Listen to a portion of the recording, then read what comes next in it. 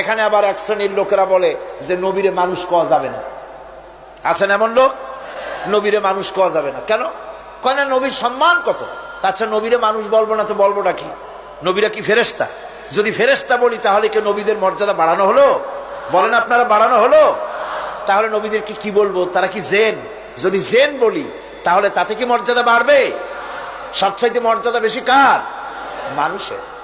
সুতরাং এক শ্রেণীর লোকেরা খামোখাই আলেম নামধারী লোক, অথচ নবীকে মানুষ বলতে রাজি না। কোরআনে কারীম সাফ করে আল্লাহ পাক পরিষ্কার করে বলেছেন, কুল ইন্নামা আনা বাশারুম মিসলুকুম ইউহা ইলাইয়া আন্নামা ইলাহুকুম ইলাহুন ওয়াহিদ। নবী বলুন, আমি তোমাদের মতো মানুষ, আমার উপরে ওহী আসে। ইন্নামা আনা বাশারুম মিসলুকুম, তোমাদের মতো মানুষ। একটু ভালো করে বিষয়টা বোঝেন। আরো বলেছি আমি, আজকে আবার স্মরণ করায় দেই।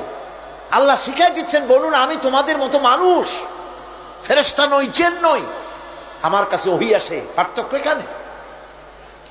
তবে আরো পার্থক্য আছে, সেটা হচ্ছে আমরা হচ্ছি সাধারণ মানুষ, নবীরা হচ্ছেন অসাধারণ মানুষ। সুবহানাল্লাহ।